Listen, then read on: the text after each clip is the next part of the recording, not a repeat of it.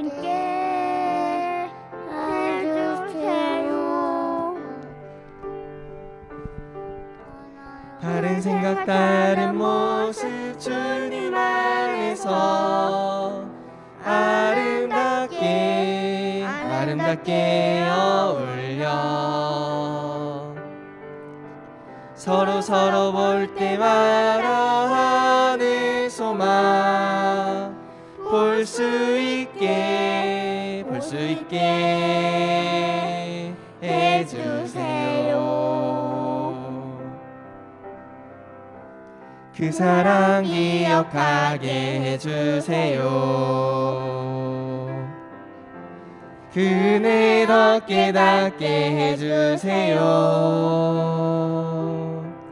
그 큰 사랑 갚을 수 없는 그 은혜로 따뜻하게 품게 해주세요. 다른 생각 다른 모습 주님 안에서 아름답게 어울려 서로 볼 때마다 하늘 소망 볼 수 있게 해주세요. 다른 생각 다른 모습 주님 안에서 아름답게 어울려 서로 볼 때마다 하늘 소망 볼 수 있게 해주세요.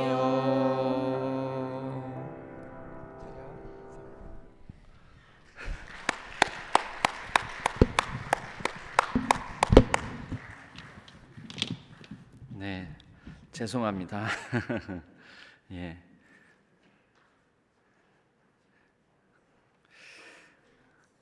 이우기 목사님 가정은 우리 가정의 주인 되신 주님을 잘 섬기고 또 섬기는 종의 삶을 잘 살아가는 가정이 되기를, 가정 모두가 건강하고 인성이와 제의가 하나님과 사람에게 사랑받는 자로, 그리고 또 다른 사람을 사랑하는 자로 잘 자라가도록 4월 출산 예정인데 산모와 태아 모두 건강할 수 있도록 기도해 달라는 기도 제목을 내어 놓았습니다.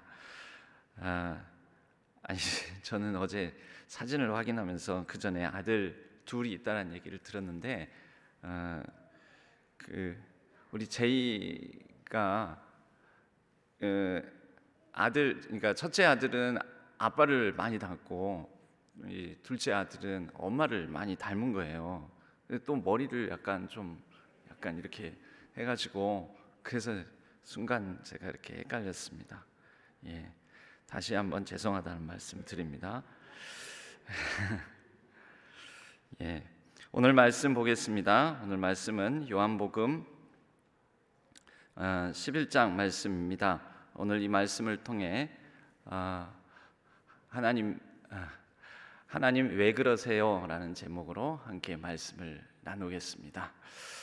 오늘 말씀은 이제 요한복음에 나타난 총 7가지의 표적이 있습니다. 총 7가지의 예수님의 요한복음에서 보이시는 기적의 사건. 근데 요한복음은 기적이라고 표현하지 않고 꼭 표적이라는 그런 표현을 쓴다고 했습니다. 이 표적은 예수가 그리스도이심을 또 하나님의 아들 되심을 보여주는 하나의 사인이기 때문에 그 사인을 그대로 우리말로 옮기면 한문어로 옮기면은 표적이다 이렇게 말할 수가 있습니다. 그러니까 총 7가지의 이 표적은 예수께서 그리스도 되시고 하나님의 아들 되심을 보여주는 그러한 특별한 의미를 가진 사건들이다라고 말할 수가 있습니다. 이 첫 번째 표적은 요한복음 2장 가나의 혼인잔치에 물을 포도주로 바꾸는 사건으로부터 시작을 하는데, 그것은 예수 그리스도께서 있는 자리에는 이 포도주가 다 떨어지는 잔치가 끝나는 그런 가운데 이제 예수님을 통하여서 기쁨의 잔치가 이어질 수 있다.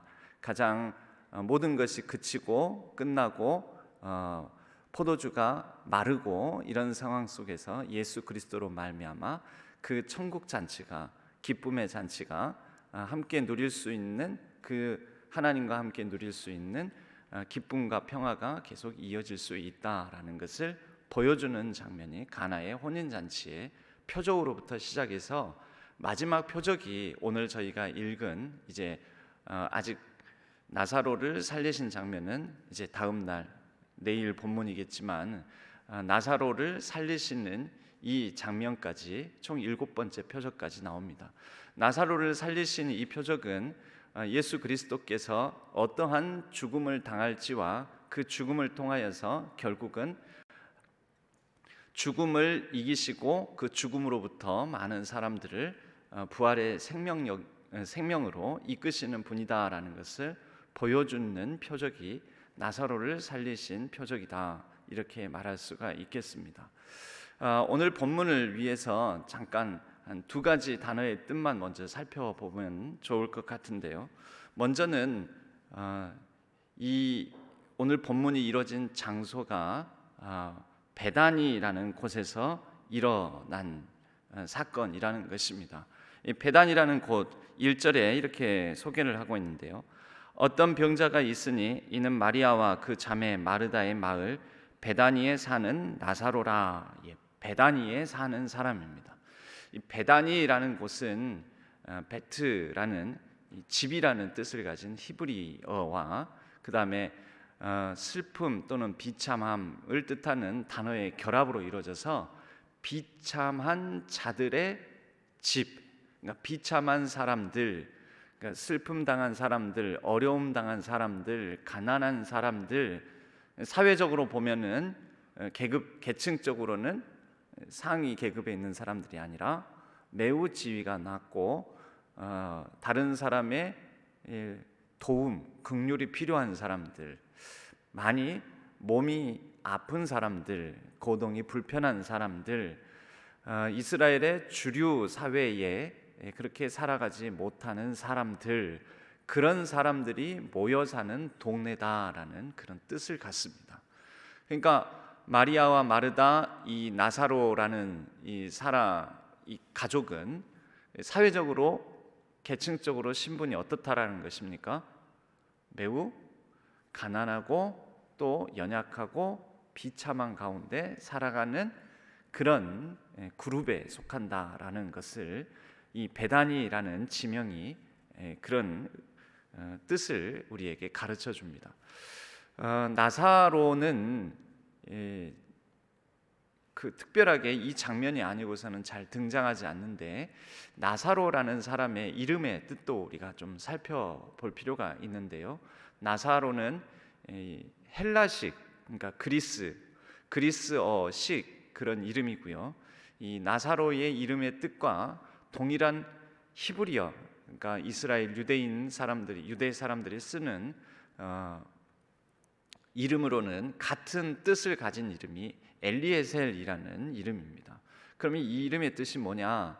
하나님의 도우심을 구하는 자, 하나님의 도우심을 받는 자, 이런 이름입니다. 그러니까 나사로라는 사람은 그 나사로라고 이름을 지을 때 하나님의 도우심, 하나님의 긍휼, 하나님의 자비, 하나님께서 도와주시지 않으면 살 수 없는 사람이다라는 그런 의미를 담아서 이런 이름을 지었을 것으로 추정을 합니다.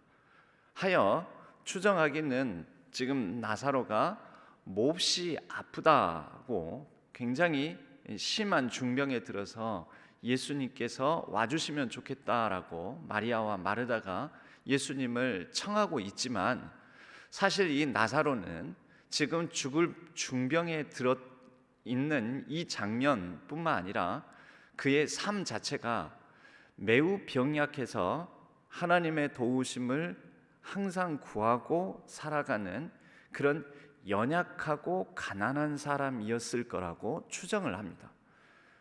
그러니까 나사로라는 이름과 그가 사는 그 마을이 베단이라는 지명을 가진 곳에서 살았다라는 것, 또 나사로가 매우 예수님께서 이 마리아와 마르다, 나사로까지 사랑하시는데 이 사랑하는 가족들에 대한 장면이 나사로라는 사람이 여기 말고 자주 등장하지 않지 않습니까? 그러니까 이 나사로라는 사람은 다른 사람 도움을 받지 않고서는 이 거동도 불편하고 힘든 매우 몸이 아프고 그리고 연약한 사람이었을 것으로 그렇게 추정을 합니다.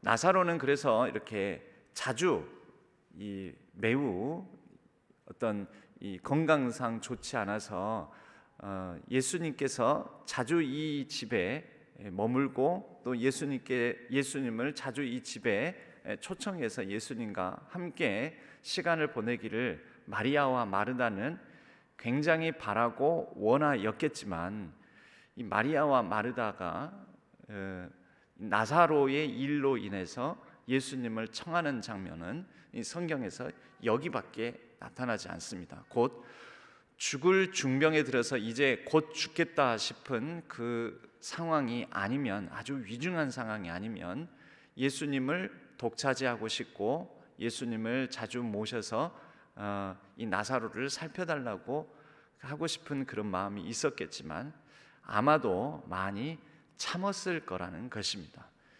여러분, 이것이 뭐냐? 이것이 사실은 상대방에 대한 배려이고 또 상대방에 대한 이 아끼는 마음, 사랑하는 마음인 거죠. 너무 귀하게 여기고 너무 사랑하면 오히려 내가 다 독차지하지 않습니다. 사랑에는 배타적이고 독점하고자 하는 그런 어떤 특성을 사랑이라는 것에 가지고는 있지만, 그러나 그 사랑의 수준이 어느 선 어느 단계를 넘어서게 되면 내가 독차지하고 독점하고 배타적으로 점유하고자 하는 그 마음을 뛰어넘어서 사랑하기 때문에 더욱 아끼고, 사랑하기 때문에 내가 그 사랑하는 사람을 독차지해서 이용하고자 하는 마음이 사라지게 됩니다. 아마도 이 성경에 오늘 본문에 예수님과 이 마리아, 마르다, 나사로 가족 사이의 관계가 매우 사랑하는 관계, 사랑하시는 자들이더라, 사랑하셨더니, 이런 이제 표현들이 나오는 것 보면 예수님과 이 가족 나사로 가족 간의 이 사이가 매우 친밀하고 서로를 아끼고 또 그만큼 배려하고 또 이 상대방의 형편을 살펴서 그래서 더욱더 자신의 어떤 몫을 내려놓고자 하는 그러한 매우 친밀하고 그런 사랑의 관계였더라는 것을 우리는 생각해 볼 수가 있습니다. 이제 이런 배경을 가지고 우리가 봐야 되는데요, 이런 배경 가운데서 보면 이 마리아와 마르다가 자주 그러는 것도 아니고 거의 성경에 등장하기는 처음으로 예수님을 가장 중한 병에 들어서 이제 죽게 되었다 싶어 예수님을 청하는데 예수님께서 금방 안 오십니다. 예수님께서 금방 안 오시고 이상하게도 조금 머뭇머뭇거리시고 이틀을 더 이 소식을 들은 장소에서 이틀을 더 보내시다가 이 나사로를 집에 방문하시게 되는 장면을 우리는 확인하게 됩니다. 3절 말씀에 보면 이에 그 누이들이 예수께 사람을 보내어 이르되 주여 보시옵소서 사랑하시는 자가 병들었나이다 하니 예수께서 들으시고 이르시되 이 병은 죽을 병이 아니라 하나님의 영광을 위함이요 하나님의 아들이 이로 말미암아 영광을 받게 하려 함이라 하시더라. 그렇게 하시고 6절에 보면 나사로가 병들었다 함을 들으시고 그 계시던 곳에 이틀을 더 유하시고, 이틀을 유하심으로 인하여서 무슨 일이 일어납니까? 이 나사로에게 이틀을 더 유하시고 나사로에게 이르게 되었을 때 나사로가 죽은 지 며칠째라고 나옵니까? 우리가 그 뒤에 본문까지는 읽지는 않았지만 나사로가 죽은 지 사흘이다, 3일 되었다, 이렇게 이제 성경에서는 나옵니다. 그럼 잘 계산을 해보면요, 사흘 되었다라는 것은 우리나라 계산은 이렇잖아요. 오늘 들었으면 오늘이 하루, 내일, 이틀, 모레, 사흘 되는 거죠. 그죠? 그러면 예수님께서 오늘 소식을 들으셨어요. 이틀을 머물렀어요. 그럼 이틀 머물렀으면 나사로는 이미 죽었게요, 안 죽었게요? 예? 오늘 들었습니다. 이틀 머무르면은 내일, 모레까지 머무르시는 거죠. 아닌가요? 오늘 머물고 내일 머무는 건가요? 근데 여기에서 또 계산해야 될 게 뭐냐면 이 베다니까지 가는 거리가 하루길입니다. 그러니까 예수님께서 이 소식을 듣고 바로 출발을 해야 나사로, 바로 출발을 해도 나사로가 죽기 직전에 나사로를 볼 수 있는 가능성이 있습니까, 없습니까? 결과적으로 놓고 보면 나사로가 죽기 직전에 나사로에게 도착할 가능성은 없습니다. 그러니까 나사로가 지금 병들었습니다라는 소식을 들었을 때 그 소식을 듣고 바로 출발해도 이미 나사로는 죽어 있는 것입니다. 왜요? 나사로에게 가는데 하루길 걸리니까 그 하루길 걸리는 동안에 나사로는 이미 죽어 있는 것입니다. 그런데 예수님은 이틀을 머무셨습니다. 이틀을 머물고 도착했더니 나사로가 죽은 지 사흘 되었다. 그러니까 예수님께서 이 나사로에 관한 소식을 듣고 바로 출발해도 모자랄 판에 이틀을 유하시다가 머뭇머뭇되시다가 이 나사로에게 이르렀다라는 것은 나사로의 죽음을 방조했다. 나사로의 어려움을 예수님께서는 다소간 지체하시고 외면하셨다라고도 볼 수 있다라는 것입니다. 성경은 그런데 사랑하시는 자라고 하잖아요. 성경은 그런데 이 마르다와 그 동생과 나사로를 사랑하시더라고 그렇게 반복해서 말씀 표현하고 있지 않습니까? 사랑하신다면서요. 사랑하신다는데 왜 이렇게 합니까? 하나님께서 우리를 사랑하신다는데 왜 우리에게도 우리의 아픔과 고통, 슬픔과 연약함을 때로는 그냥 내버려 두시고 외면하시고 침묵하시고 왜 그렇게 응답하지 않으시고 응답을 지연하시고 이러는 것일까요? 오늘 요한복음 말씀은 이에 대해서 예수님께서 하신 말씀을 따라서 이렇게 표현합니다. 4절 말씀에요. 예수께서 들으시고 이르시되 이 병은 죽을 병이 아니라 하나님의 영광을 위함이요 하나님의 아들이 이로 말미암아 영광을 받게 하려 함이라. 이 영광이라는 단어, 영광이라는 표현이 나옵니다. 예수님께서 왜 이렇게 하셨을까? 하나님 왜 이러세요? 주님 왜 이러십니까? 우리가 이것을 이해하기 위해서 오늘 예수님께서 하신 이 말씀 가운데 영광이라는 이 단어에 주목할 필요가 있다라는 것입니다. 이 요한복음을 특히 두 부분으로 구분을 하자면 1장부터 이 마지막 표적에 해당되는 11장 그리고 이 11장 사건에 관한 이 해석과 요 부분 이 사건으로 말미암은 그 이후에 이와 관련된 그 다음에 논쟁과 이야기들까지 나오는 장면으로 끊으면 1장부터 12장 즉 나사로의 죽음 가운데서 그를 다시 살리신 장면까지 해서 요한복음을 표적의 책으로 끊고요.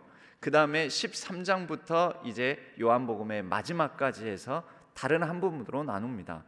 이 13장부터 요한복음 마지막까지를 별명을 뭐라고 부르냐면 영광의 책이라고 합니다. 1장부터 12장까지를 표적의 책, 13장부터 마지막 장까지를 영광의 책. 그러면 요한복음을 왜 이렇게 두 부분으로 나누느냐? 앞부분에서는 예수님이 그리스도 되시고 하나님의 아들 되심을 표적들을 중심으로 해서 보여줍니다.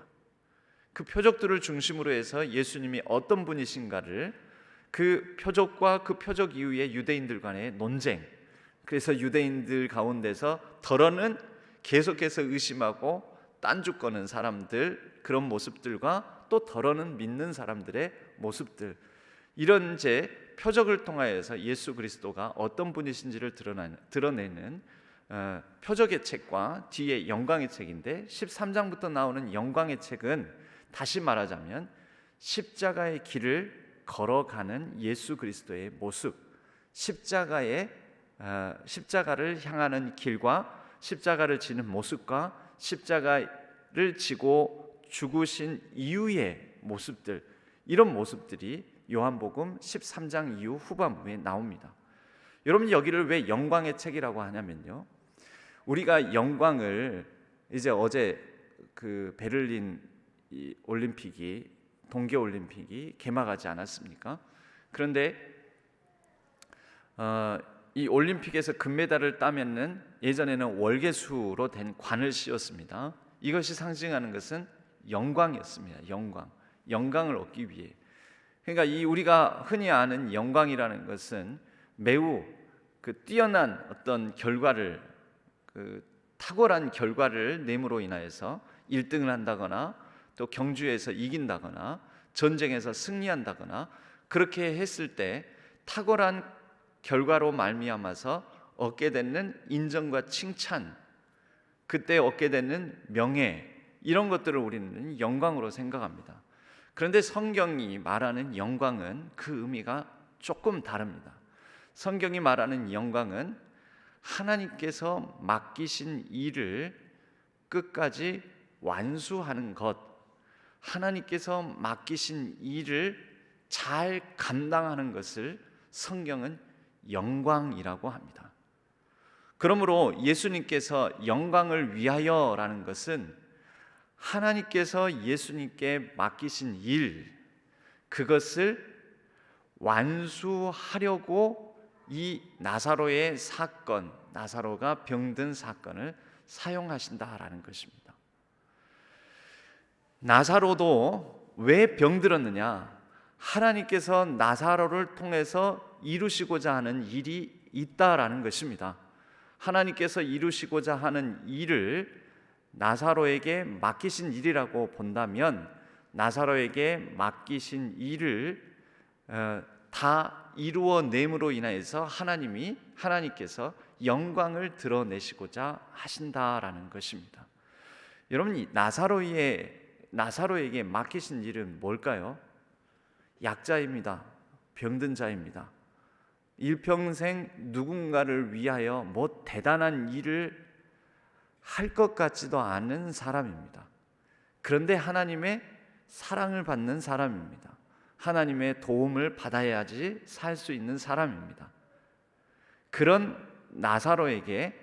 나사로가 중한 병에 들어 어쩌면 그의 삶이 크게 존재감도 의미도 없는 삶일지 모르지만, 그가 그렇게 죽고 난 다음에 그가 예수 그리스도의 도우심을 따라, 예수 그리스도가 그를 무덤 속에 이미 안치되었지만 부르심을 따라 부활의 생명으로 나아올 때, 나사로는 그의 생명의 의미를 다하는 가장 큰 영광을 드러내게 됩니다. 그 영광은 나사로를 통하여서 하나님께서 하실 일, 너를 통해 예수 그리스도의 부활의 예표가 된다라는 것이죠. 여러분, 사실은 예수 그리스도는 나사로를 살리신 사건으로 말미암아 십자가 죽음을 당합니다.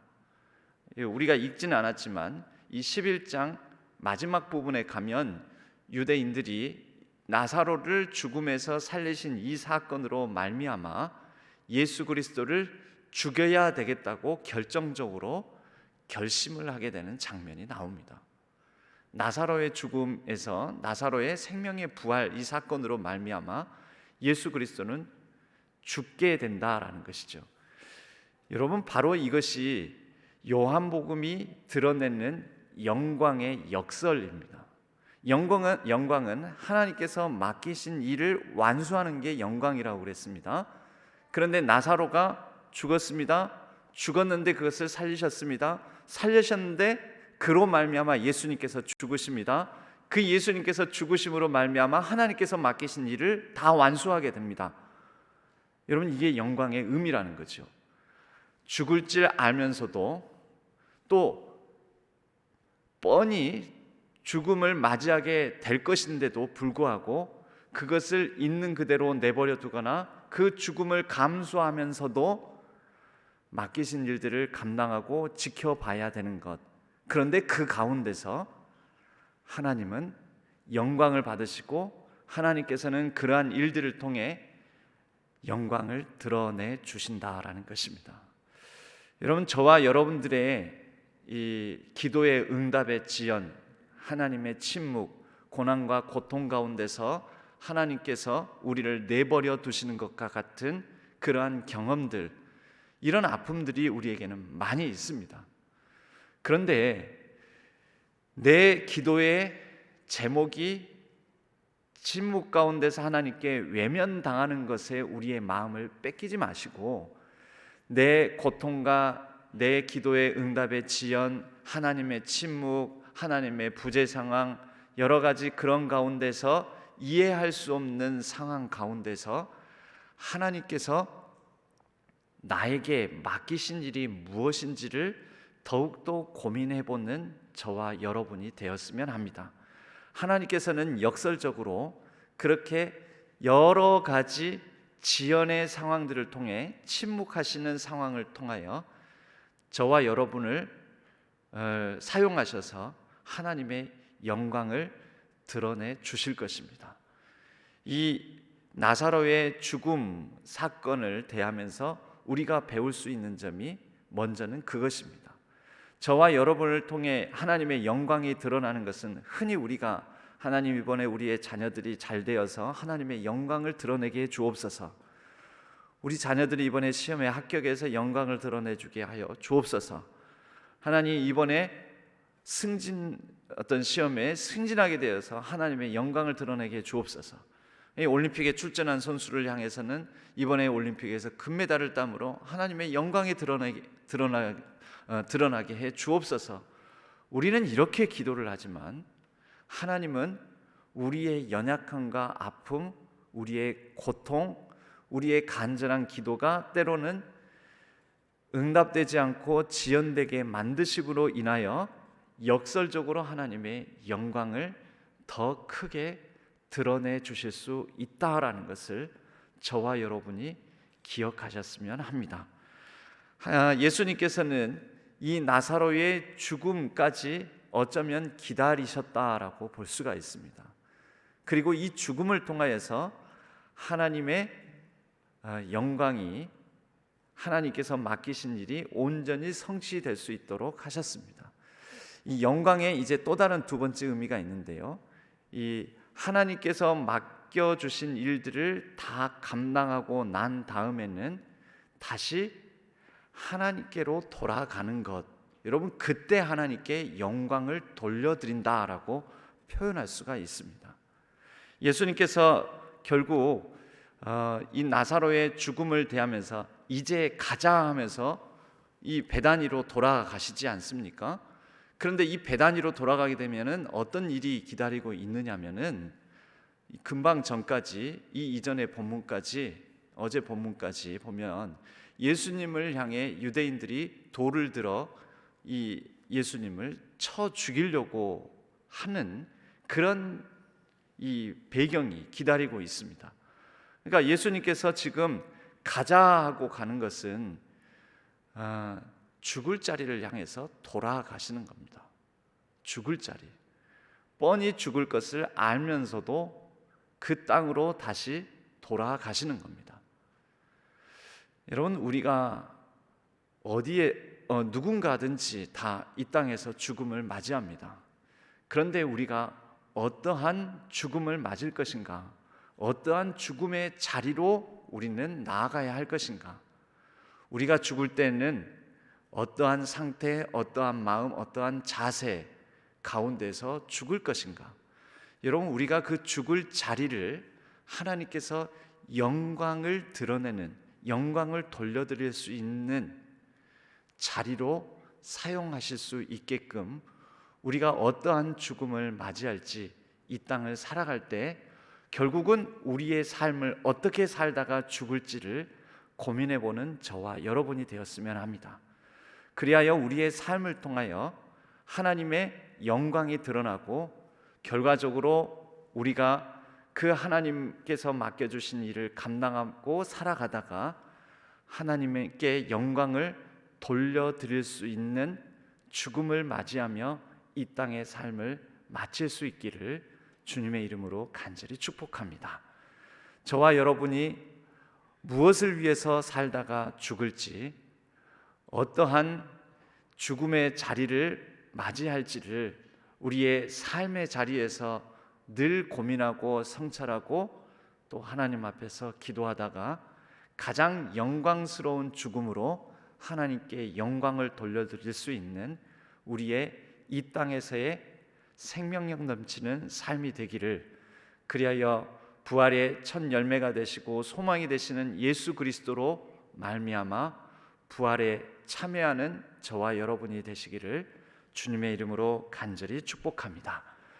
도마는 오해해서 우리도 함께 죽으러 가자라고 예수님의 말씀을 오해해서 이렇게 표현을 합니다. 그러나 오해해서 표현한 말일지언정 그는 예수 그리스도와 함께 결과적으로 궁극적으로 마지막에는 예수와 함께 죽는 삶을 살아가며, 이렇게 오해로 말미암아 실수처럼 한 말인 우리도 함께 죽으러 가자라고 했던 이 말이 도마를 통해서 이루어지고 또 도마를 통해서 하나님께서도 그에게 맡겨주신 일이 완수되는 것을 보면서 영광을 받으셨습니다. 저와 여러분도 때로는 오해, 또 하나님에 대한 불신, 또 여러 연약함으로 인하여서 하나님의 뜻과 하나님의 섭리를 다 헤아리지 못하며 우리의 인생을 걸어갈지도 모릅니다.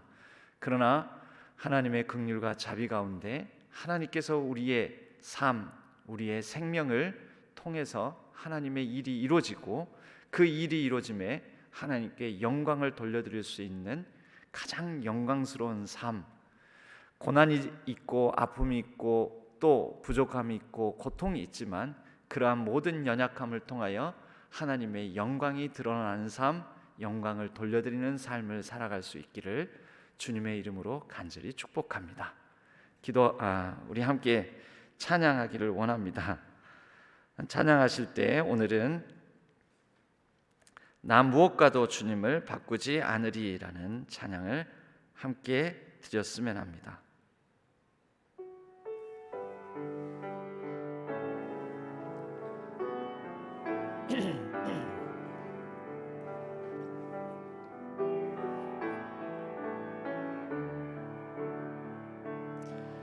나 무엇과도 주님을 바꾸지 않으리, 다른 어떤 은혜 구하지 않으리. 오직 주님만이 내 삶의 도움이시니 주의 얼굴 보기 원합니다. 주님 사랑해요.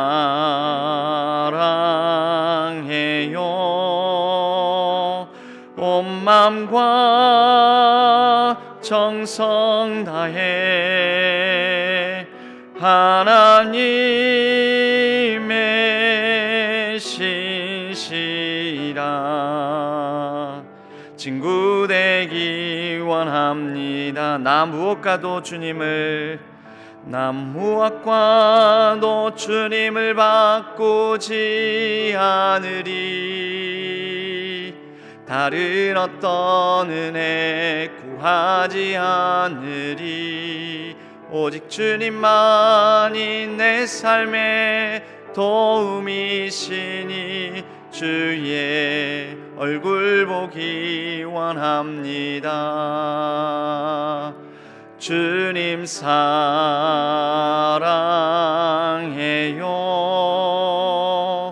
온 마음과 정성 다해 하나님의 신실한 친구 되기 원합니다. 기도하겠습니다. 하나님 아버지, 하나님의 신실한 친구가 되어서 때로는 우리가 이해하지 못하고 왜 하나님께서 우리에게 응답하시지 않고 침묵하시고 하나님께서 우리를 내버려 두시는가, 우리가 그런 의심과 오해, 불신이 가득 찰 때도 있지만 우리가 하나님의 신실한 친구가 되어 사랑하기 때문에 기다리고, 사랑하기 때문에 하나님께서 우리에게 무엇을 이루고자 하시는지를 기대하는 마음을 잃지 않게 하여 주옵소서. 우리에게 주어진 삶을 잘 인내하고 우리의 연약함과 우리의 고통 가운데서도 하나님께서 분명 하나님의 일을 이루시며 하나님께서 영광을 받으실 거라는 것을 믿고 의지하며 담대히 나아가는 우리 모두가 되게 하여 주옵소서. 하나님, 우리의 가정과 우리의 자녀들 가운데서도 하나님의 뜻을 우리가 다 헤아리지 못하고 하나님의 뜻을 몰라 우리의 마음이 정처 없이 방황하고 갈팡질팡할 때도 많이 있습니다. 그러나 하나님을 다시 바라보며 하나님께서 영광을 어떻게 드러내실지를 기대하며 우리에게 주어진 이 순간순간 하루하루를 오늘 여기에서 성실히 살아가기를 원하오니 우리를 불쌍히 여겨주시고 우리를 하나님의 능력의 팔로 붙들어 안아주시고 은혜의 손으로 우리와 동행하여 주옵소서. 이제는 우리의 사랑하는 이들의 이름을 넣어 우리의 자녀들의 이름을 넣어 함께 아론의 축복 기도문으로 기도하오니 여호와는 우리 모든 사랑하는 이들에게 복을 주시고 우리 모든 사랑하는 이들을 지키시기를 원하며 여호와는 그의 얼굴을 우리 사랑하는 이들에게로 비추사 은혜 베푸시기를 원하며 여호와는 그 얼굴을 우리 모든 사랑하는 이들에게로 향하여 드사 평강 주시기를 원하노라. 아멘.